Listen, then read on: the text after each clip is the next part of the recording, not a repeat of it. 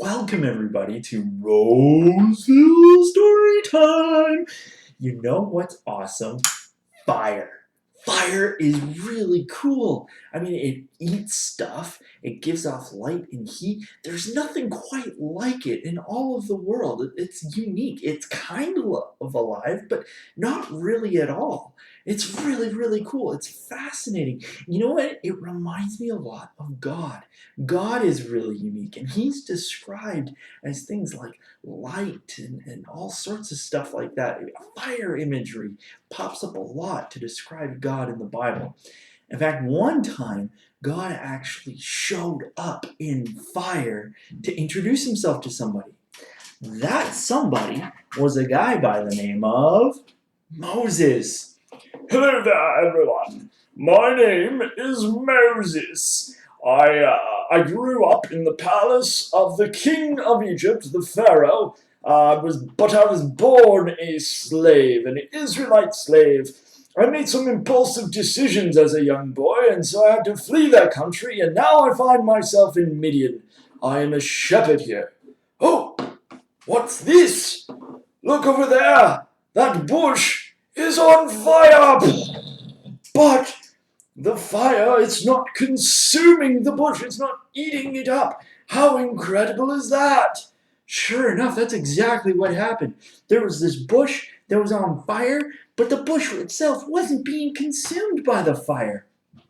As Moses got closer to the fire, God started speaking. He introduced himself to Moses.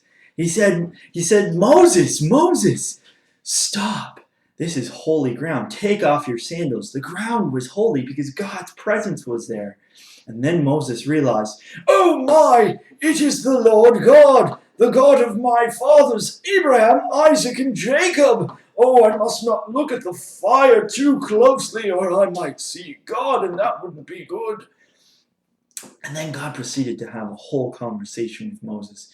He told Moses about how he had seen the oppression of his people, the Israelites, in Egypt.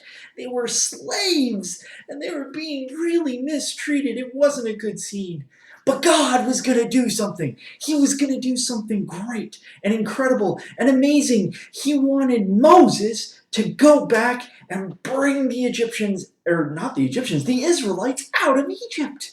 He promised he would be with Moses. But Moses had a few questions. Excuse me, Lord. I don't know if you realize this, but I'm not really anybody significant. I'm kind of a nobody. Why would you want to send me? And God just affirmed, look, you're the guy I'm sending. I'm going to be with you. Don't worry. He told Moses the things that he should say. He even told Moses a little bit about what was going to happen. But that wasn't good enough for Moses. He had more questions. Oh, but God, say the people start asking me who sent me. Who should I tell them sent me to them? And that's when God gave Moses a name. He said, tell them that the I am sent you. I am, this incredible name that has so much meaning wound up in it. He said, go to them, tell them that I am sent you, that I am with you, that I have heard about what's going on with the Egyptians, or with the Israelites under the Egyptians. I keep messing that up. And that I want to bring them out of that land and make them a nation. Still wasn't good enough for Moses, though. Oh, but say the people don't believe me when I tell them who sent me. What then, Lord?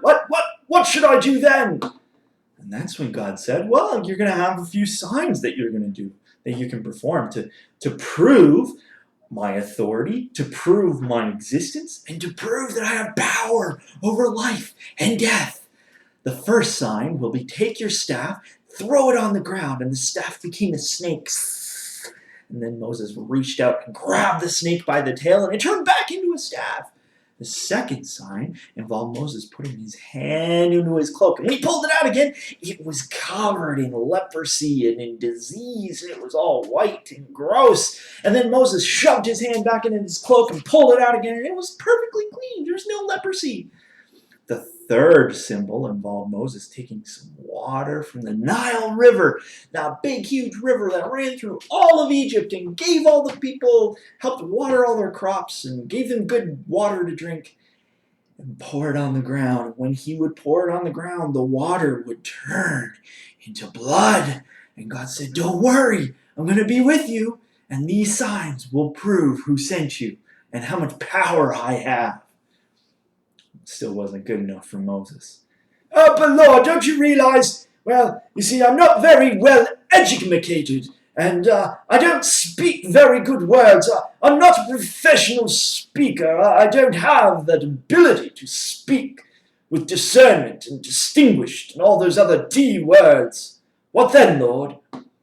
God said, "Don't worry about that. You know what? I'm already sending your brother Aaron to you. He's going to meet you on the way. I will talk to you. You will talk to Aaron. Aaron will talk to Pharaoh. It's not a problem. Don't worry about it. I'm with you." Still wasn't good enough for Moses. And finally, he got to the thing that he was trying to say all along, but was avoiding saying. "Oh, God, please don't send me.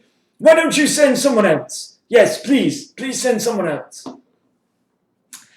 Have you ever had a parent who asked you to do a chore, like maybe clean up your toys, and you either said no or you kept giving them reasons for why you didn't want to clean up your toys? What happened with your parent? Did they get upset and angry?